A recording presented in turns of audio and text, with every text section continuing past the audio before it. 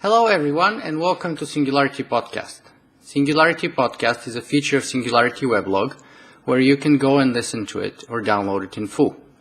As you may already know, my name is Socrates and as always I will be the man with the questions. Today I'm privileged to have Dr. Aubrey de Grey as my guest with the answers.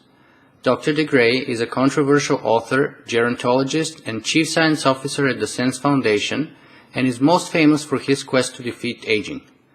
Hi Aubrey and welcome to Singularity One-on-One. Thank you for having me. It's great to be here. It's great to have you here, Aubrey. I probably should mention to all of our viewers and listeners that this is the second time you're giving me an interview. And the first one was by far the most popular podcast that I've ever done. It has something like 13 or 1400 social bookmarks, and it has been heard by about, I think, 30-some thousand people so far. So, by popular demand, thank you for being back on the show. So, I think it's been about 7 or 8 months since the last time you were on the show. And last time we talked, you told me that there's about 50-50 chance that that we would be able to reach longevity escape velocity within our lifetime. So my first question to you is this. Has there been any new discoveries or recent developments during that period that have tipped the scale one way or another in that estimate that you gave the last time? No, I don't think there have actually been any scientific advances during this period, either good news or bad news, with respect to that estimate. I think that the main thing that has happened, which I view very much as good news, is a continuation of progress in the public attitude, the public reception to the idea of defeating aging. I think that one of the most important, most major barriers to the development of this technology in the time frame that I'm looking at is the lack of funding for it, which of course is a consequence of lack of public enthusiasm. So the more that we can improve public enthusiasm, the better. And there have been a few good steps forward in that regard. One thing that springs to mind is that a couple of months ago we received, for the first time for some while, a very large donation from a wealthy individual. In this case it was $500,000. That's the most that we've received in any one single donation for a couple of years. Congratulations. Thank you. And the more people we have doing that, of course, the more comfortable other wealthy individuals will feel about doing the same rather than, going out on a limb on their own. A second thing that's happened is with regard to the general public profile and prestige of visionary long-term technological predictions and plans. This has really been spearheaded by Ray Kurzweil and the interest that has been around his concept of the singularity and exactly how it's going to come about and roughly when. You probably know that there have been a couple of films about Ray Kurzweil that have come out recently. One of them is really on major release about now and doing a lot of premieres around the USA. And something that was particularly gratifying was that the singularity actually was the focus of the cover story in the current edition of Time magazine, which is, of course, a very high-profile publication and very much a mainstream thing that confers legitimacy on all of this.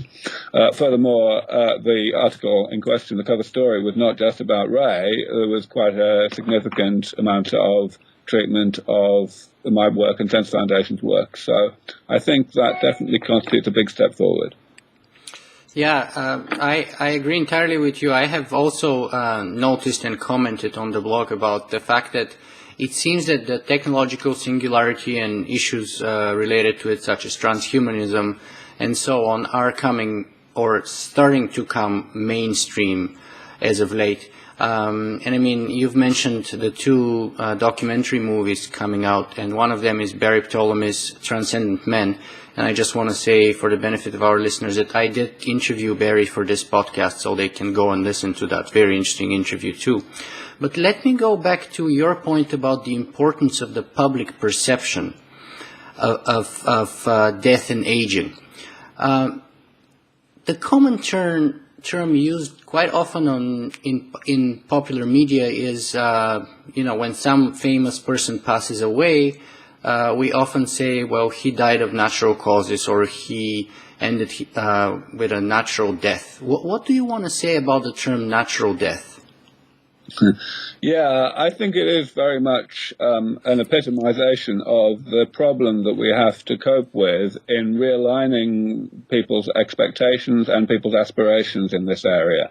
I think that the fact that aging is something that people call natural, whereas they don't think of specific diseases as being natural in the same way, is very paradoxical. And the only thing that I think it can really be blamed on is the fact that aging has this habit of killing people only during a rather narrow range of ages. Hardly anyone dies of natural causes or of age-related ill health before the age of 60. And of course, nobody survives the problems of aging beyond about the age of 120. So we do definitely seem to be in a situation where, aging is considered to be the thing that gets you if nothing else does, and that there's nothing we can do about it.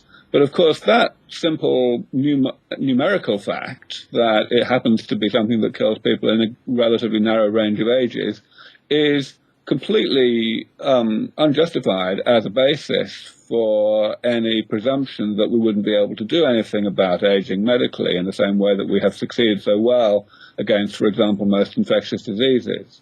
So you're absolutely right. I think it's very important to try to point out to people that actually, 100 years ago, 200 years ago, death from malaria or tuberculosis was considered natural. And now we are perfectly happy to do our best to do something about it, however natural it may be. And what do you say to, say, religions such as Buddhism, for example, that claim that death is a part of life, and the fact that we have life is due to the fact that we have death, and it's perfectly meaningless to talk about life if we don't talk about death at the same time, just like we talk about left and right and up and down and so on and so on. Yeah, I think that's one way of looking at They call it, I think, embracing the paradox. Right. I think that is indeed one way of looking at, the meaning of life and the purpose of life. I think there are plenty of other ways of looking at that, and so I don't really espouse any particular opinion about that. But the key point, of course, is that all of this is about death. It's not about death from any particular cause. So if people live to an average of 1,000 and they only die from causes that are independent of how long ago they were born, things like being hit by trucks and so on, then death still plays that same role in relation to life that it does in today's world, where we die of aging, or indeed in the world of 200 years ago when most people died of infectious diseases and so on.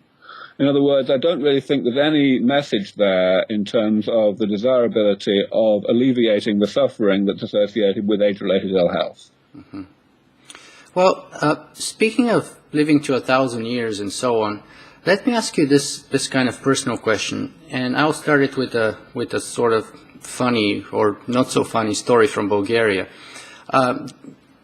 When I was a kid, there was a famous Bulgarian yogi who would come out on national television and who would make claims such as, I would live until 100 years and over 100 years, and because, I'm doing yoga every day and I'm leading a very healthy lifestyle. Anyway, long story short, the guy died at 57 from a heart attack. And let's put that together with Ray Kurzweil's claims that he intends to live forever himself. And just, I think, 4 or 5 years ago, he actually had to undergo a bypass surgery. And he also has had previous history of type 2 diabetes in his late 30s and so on. So let me ask you this. How long do you think you would live? Well, at the moment, things are looking pretty good for me. I don't have any hints of diabetes or history of cardiovascular disease in my family or any of the short straws that Ray has. And indeed, when I've had very sophisticated measurements of my metabolic state and, measuring lots and dozens and dozens of things in my blood and so on, it does definitely seem as though I'm doing pretty well for my age. But of course, that's no guarantee. There are plenty of other people who look as though they're doing well and then something bad happens. They get a particularly aggressive cancer and die at 60 or something like that. So it's of course very unclear. I think really what it's all about is maximizing the chances of living longer. And in my view, I think that people of our sort of age, people in their 40s, are in a position to, I think the probability distribution of how long we're going to live is probably bimodal.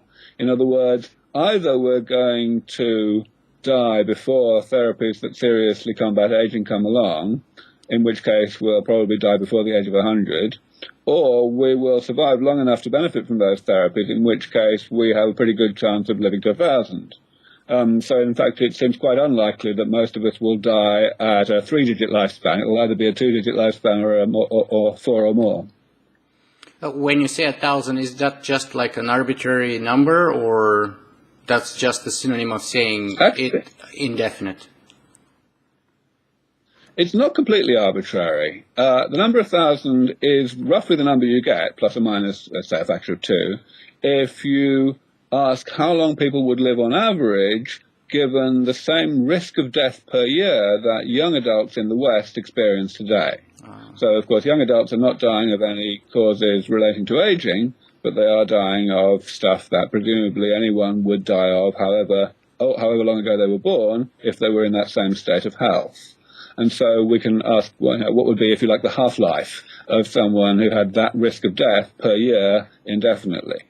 And, of course, it's somewhat arbitrary in the sense that what that presumes, that calculation, is that we will not have any improvements in our ability to avoid causes of death other than aging. And, of course, that's a really silly presumption.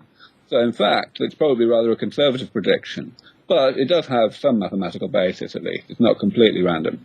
So the basis of the mathematical estimate here is that, say, for example, factors such as me being run over by a truck while I'm riding my bicycle outside on the street, and other factors like that, given 1,000 years of a lifespan, chances that something like that or similar to it are very likely to occur at the current rate of it happening.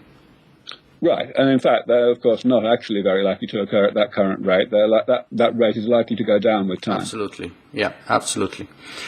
Okay, great. So you've mentioned, you just touched briefly on some very sophisticated tests that you have done to evaluate your own health condition. What kind of tests would you recommend that people do?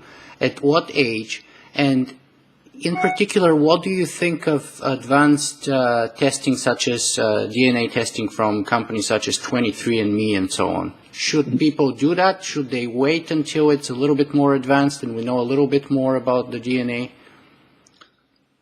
Well, let's start with the sort of metabolic tests that I've benefited from in the past. Those tests, I had them done at the Kronos Clinic in Phoenix, Arizona. And I'm not sure that Kronos actually offers that service still. I think they're winding down. But there are other places that do the same sort of thing, including, for example, Terry Grossman, who is, of course, a co-author with Ray Kurzweil of a couple of books and has a clinic out in Colorado. There are other ones like that. Essentially what they do is they measure a large number of metabolic parameters, concentrations of things in your blood that change with age. And so you can get some kind of indication of your biological age from that sort of analysis. There are also physiological and cognitive tests involved in the same analysis. And of course, it's all very approximate, but it's better than nothing. And, if you do very well on those, then you've got good reason to feel good. Conversely, if there are particular things where you're doing badly, then that may lead you to take more care of your diet or your lifestyle in some other way in order to slow things down. So I think those tests are useful, and I think even though they're quite expensive, it's definitely a good idea for anyone to take those tests at least once. Ideally, one should take them every few years so as to get some kind of longitudinal information. But even if you can only afford to do them once, that's a great deal better than nothing. Now, in terms of the genetic information that you mentioned, there's really two different sides to that. There's, first of all, getting the genetic information, and then there's getting the interpretation of the genetic information. Exactly. So at the moment, what we have is an ability to get, for a very small amount of money, like $100, the analysis that 23andMe, for example, will provide, which is essentially a high coverage of single nucleotide polymorphisms. And that's certainly valuable, but as I'm sure everybody knows, there's also the option of getting one's entire genome sequenced, which will, of course, pick up plenty of stuff that the single nucleotide polymorphism analysis would not. And that is still very expensive, but the price is plummeting. Mm-hmm. So personally, I think that even whether or not you get some analysis from 23andMe or a company like that, it's also extremely valuable to get a whole genome sequence as and when the price comes down to a level that you can afford. Now, the reason that's useful is, the reason either of those things is useful is because, of course, one's genetic information stays the same as time goes by. And so one can constantly reevaluate the meaning of that genetic information in the context of new data that comes out from scientists around the world. And indeed, 23andMe are very focused on that part of the business, on doing that analysis and constantly updating that analysis in the light of new data. In fact, my understanding is that 23andMe are very much geared to switching over to doing genetic analysis at the level of whole genomes as and when that becomes commercially viable. Yeah. And they'll be able to use the same genomic and genetic analysis tools that they're already using with different underlying data. Yeah, one argument that I have heard about people waiting a little longer is the interpretation issue that you've mentioned. And that relates to the fact that if you do several tests at several companies at the same time, while the results may be pretty much the same, the interpretation thereof may be substantially different. So in other words, different companies would interpret your chances of developing particular health conditions and the likelihood thereof at a different rate and so on.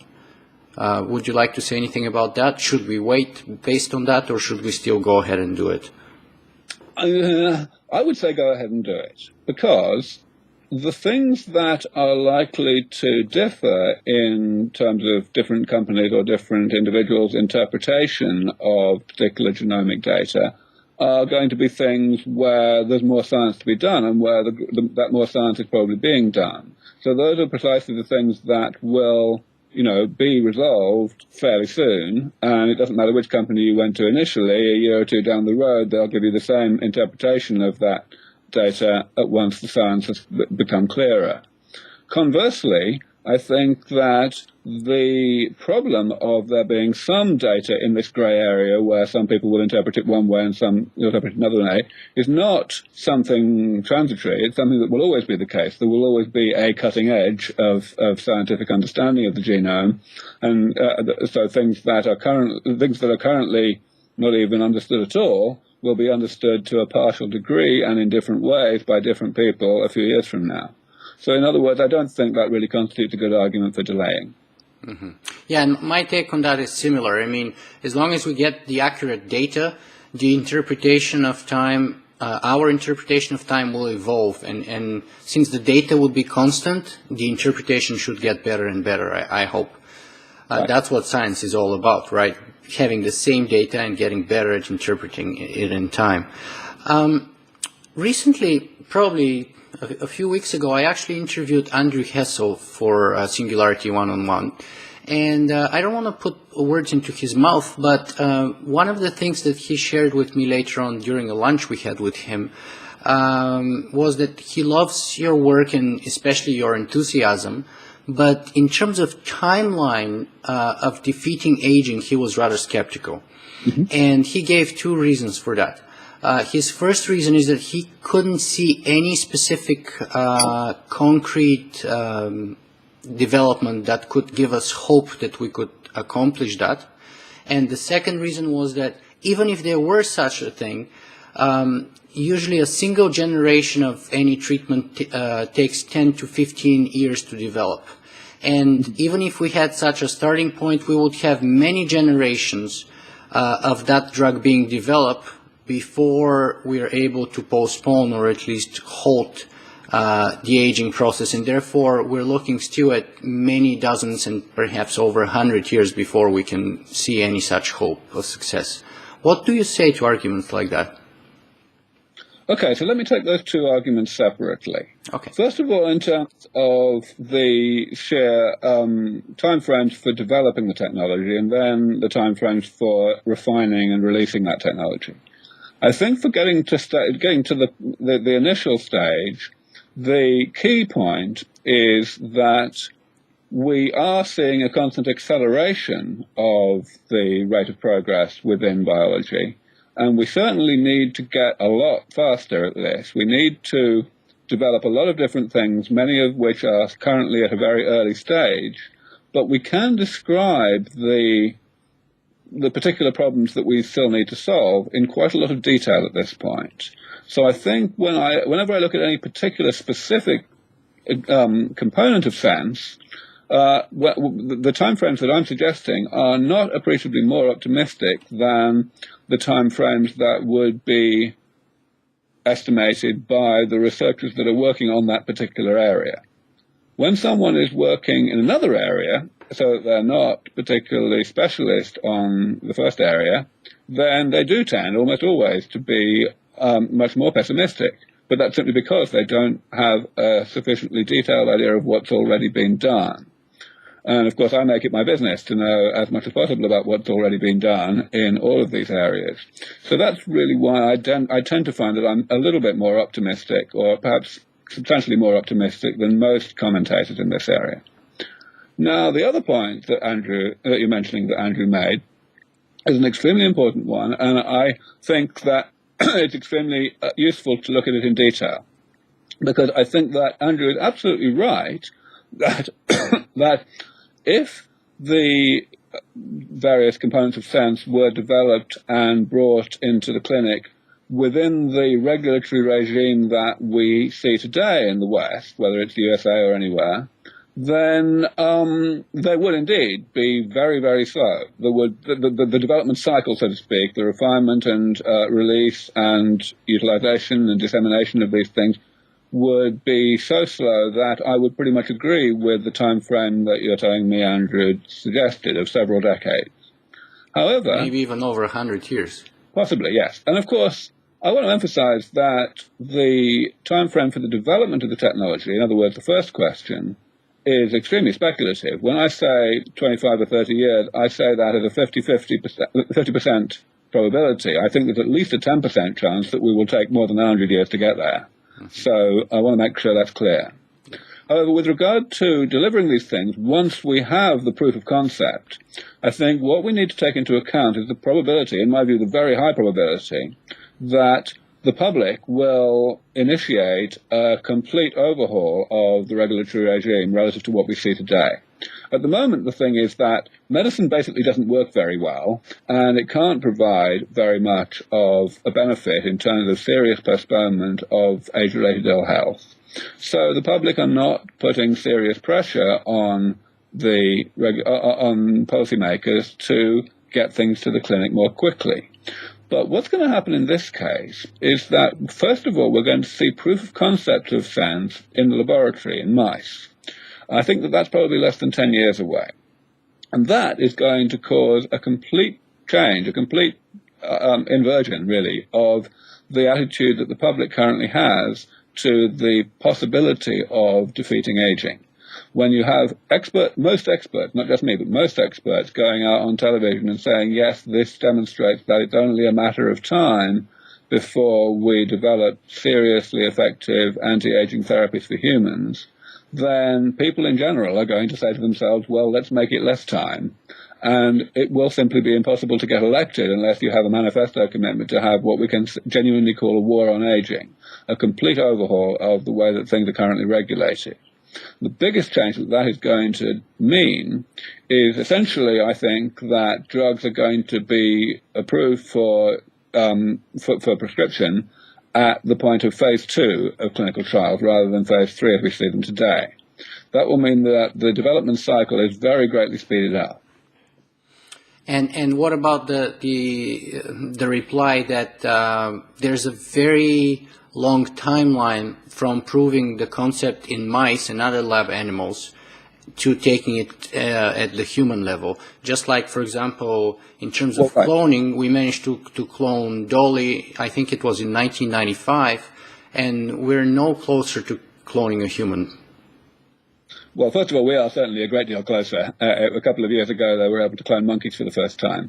But the point here is that the timeline that I predict does actually incorporate that issue. I've said that I think that we are very likely to take about 15 years to get from getting these things working in mice to getting them properly working in humans. And that's despite the fact that during that period we will already now have this completely altered and much more aggressive attitude to the development of human therapies than we have today. Excellent. So do you think that, what is the biggest hurdle on accomplishing this, on the road to accomplishing this? Is there a single issue that we need to overcome, or is it a multitude of many smaller issues that would be the stepping stones? There's definitely a multitude of issues. Sense, by definition, is really a divide and conquer strategy for combating aging, and as such, we've got a lot of things to do. I think we can certainly say that some of those things are considerably harder than others. For example, some of them almost certainly are going to require very good, safe, and effective gene therapy, which is, of course, something that we are still some way away from delivering. But, again, if we go back to the concept of stage 1, i.e. the proof of concept of these therapies in mice in the laboratory, then we factor out some of those very important difficulties, especially that one, because we're actually quite good at gene therapy in mice already. So I think that the technical issues are, there are plenty of them, but I would say there's no one thing that's really standing out as the major difficulty. However, the real answer to your question, stated more generally, is yes, there is one single difficulty that stands head and shoulders above all the others, and that is funding. At the moment, there isn't nearly enough money in this area. There's a great deal of work that needs to be done that isn't being done because it costs more than the people who are involved have to spend, and that is undoubtedly slowing things down. It was about 6 or 7 years ago now that I started first to predict timeframes for the development of these therapies, and the timeframes that I predicted were always contingent on having adequate funding for all of this research. And basically, I think that in those 6 or 7 years, we've only made about 2 years of progress. But that's about how much I would have expected to make, given the amount of funding that has actually been available. And you've mentioned that the actual process is accelerating too. Is that really the case? And what would be the indicators of that? I believe that progress is accelerating, but you're quite right that it's difficult to pinpoint real quantitative measures of that, of the sort that one might be able to point to if one looks at, for example, CPU speed or whatever in computing. I think really it can be measured largely by measures that one can argue for the validity or against the validity of, like the number of scientists or the number of papers that are being published, or the number of patents that are being issued, and so on, because, of course, the bulk of such work may not be of any particular relevance. But I certainly feel that things are moving faster, and I think most biologists agree with that, even though, as I say, it really is just an intuition. Mm-hmm. Now, putting the science to the side here for a second, let's look at a couple of other relevant issues. What is the worst obstacle outside of science? You just mentioned funding, but is that the worst obstacle, or is it sort of the recalcitrant attitude towards death as being the natural ending of life, or something else for that matter? I think it really is just the funding. ultimately, what's required in order to get this to happen is just three things. Number one, you have to have scientists who have the expertise to be able to take these ideas forward and get them completed, get them fully implemented. Number two, you have to have those scientists be interested so that, given the resources, they would be actually willing to work on this in their laboratories rather than working on more aiming lower, shall we say, and doing less ambitious things. And thirdly, you need that funding itself. Now, steps 1 and 2, in my view, are pretty much complete.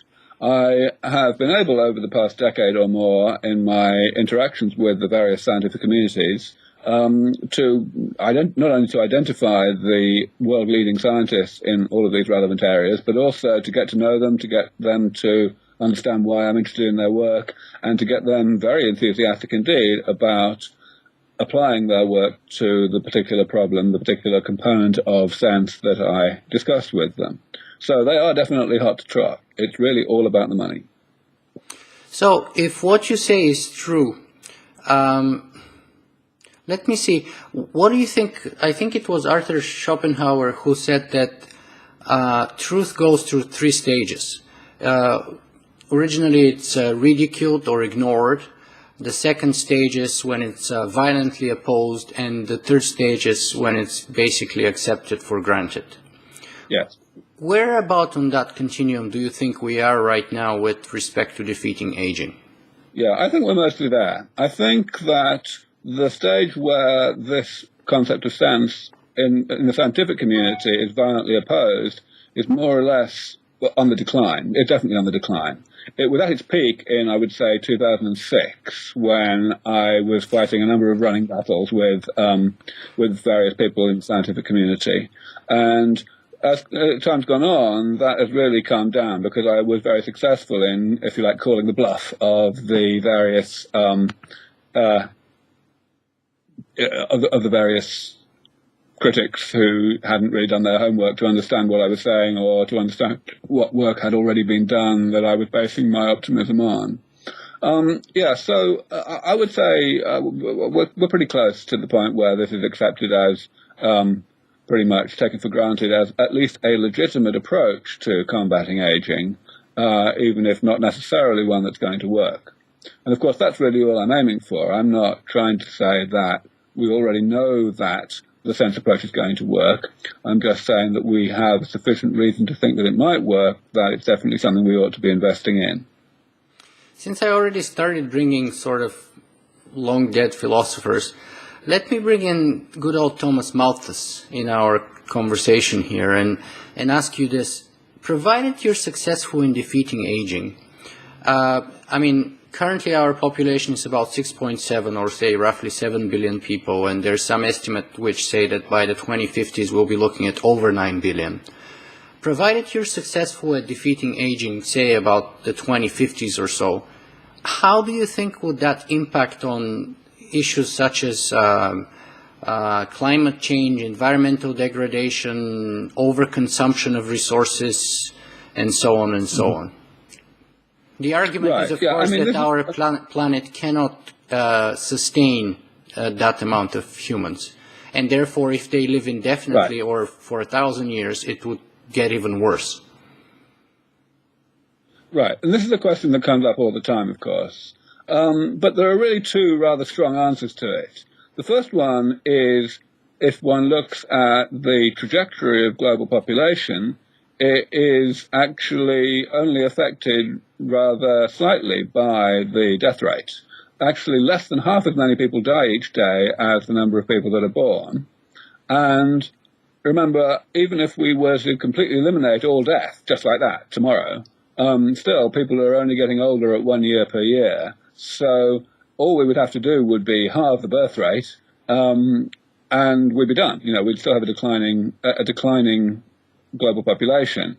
Now, of course, halving the birth rate is not trivial, but if we look at what's happened in the world over the past few decades, we can see that most of the areas of the world in which the birth rate was high have indeed more than halved their birth rate already. So it's not nearly such a problem as you might think. The other thing, however, which I think is an even stronger argument about this, is an argument based on choice. The question is here, should we develop these therapies sooner rather than later? Because let's face it, they're going to get developed at some point. Should we develop them sooner rather than later? And I say that it's perfectly clear that we have a moral obligation to develop them as soon as we can, simply because the sooner we develop them, the sooner humanity of the future will have the choice whether to use those therapies or not.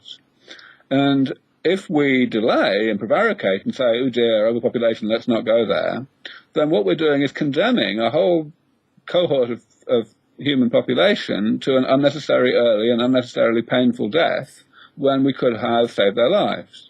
And it seems very clear to me that we have absolutely no right to do that. We have a duty to develop these therapies.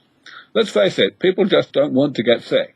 And most people are pretty keen on not getting sick, even if it involves other sacrifices in their life, like, for example, not having as many kids as they would otherwise be interested in having. I see. So you briefly mentioned about the fact that, in your opinion, the sort of assault on your ideas and on your campaign to defeat aging peaked around 2006 or so. What's the worst that you have had to endure during your work since you began working on defeating aging? Well, a number of my colleagues have focused unjustifiably on the longevity side effect of my proposals. They've said, well, they don't like the sound of the longevity predictions, therefore they presume that what I'm saying must be nonsense, therefore without actually analysing it to find out what I'm saying, they just launch into public criticism. And this doesn't really happen anymore because people have learnt their lesson. They've understood that actually when they are forced to look at the details, that there are quite a lot of details there that are perfectly well founded in scientific legitimacy. So, people have said things like that what I'm doing is scientifically irresponsible or scientifically nonsensical. Someone once described me as representing the paramilitary wing of gerontology, which I thought was fairly amusing. That sort of thing. It's all been really quite light-hearted, to be perfectly honest. Actually, in a documentary movie that I watched about you titled Do You Want to Live Forever, I think one of the people there said something like that you could be properly put in jail for your ideas? Yes, Martin Raff. If I remember. That's right, Martin Raff said that. I never quite figured out what he meant. I mean, I don't think anyone else could figure it out either. I couldn't understand the exact justification for that too myself. But I did get to put it on the back of my book as a quote. Okay, so that ranks up there with the worst things, perhaps. I guess. Yeah. All right, so I know your time is very limited, so I will begin bringing our conversation to a close today, and ask you only 2 or 3 more quick ones. I was watching another interview with you yesterday, and an interesting fact that I want to ask you about is that you've mentioned that you've noticed 3 groups of people who tend to support the Sense Foundation: IT professionals, libertarians, and Canadians. Now, I am Canadian, so I'd like to ask you a little bit more about that. Can you elaborate, why would you think that Canadians tend to support you overall more than, say, Americans, for example, or people in the UK?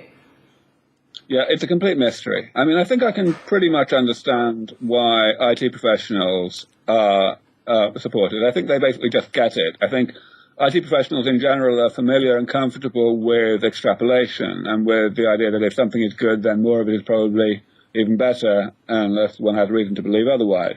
So the idea of simply planning ahead and developing therapies that will stop you from getting sick, even though that's not going to happen for a long time, is a very easy sell to people like that. Similarly, libertarians, simply because they're already the sort of people who very individualist, don't like to just accept what they were told by their parents or whatever, like to question dogma, and once you're comfortable with questioning dogma in general, it gets pretty hard to carry on believing that aging is a good thing.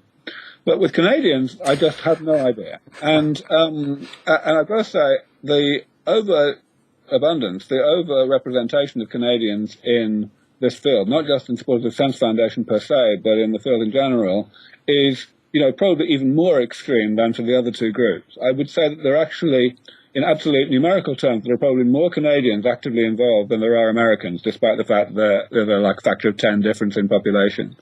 So it's completely extraordinary. And I just have no explanation, but I'm not complaining. And that also completely mystifies me, especially since, for example, even though I'm located physically in Canada, about 94% of the audience of my blog and my website and this podcast is coming from the United States. So that's where you have the sort of largest impact in terms of popular media. I think the American media has had much more coverage on related topics than the Canadian media. And yet, people who are actually doing something about it seem to be north of the border. Yeah, exactly. Very interesting. Okay, we're coming to a close here with the last two questions. So the second last would be, last time your major message was that longevity escape velocity may be closer than we think. Would you like to add something or to enhance it or to maybe add a secondary message in addition to this one today? Well, yeah, I can certainly elaborate on that. I mean, I normally talk about longevity escape velocity as the point where, but the point that we will get to when we have successfully added maybe 30 or so years of healthy life to the longevity of people who are already in middle age when we start, let's say 60 years old when we start the therapies. And that's, pretty arbitrary, to be honest.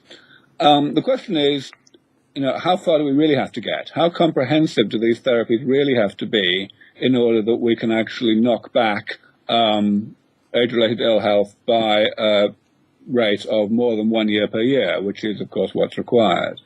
And I think that we might very well get to that point when we've only been able to add 15 years to healthy lifespan. Now, exactly how much easier that is in terms of the quality of the therapies that we have to deliver remains to be seen. So I don't know how much easier longevity escape velocity will be than it would be if we really did take 30 years. But I think it's important for us not to be taken by surprise, for us not to just, look at the thing and say, well, it's at least 25 years away, I'll worry about it when it's only 15 years away. I think it's important to remember that it might be pretty close.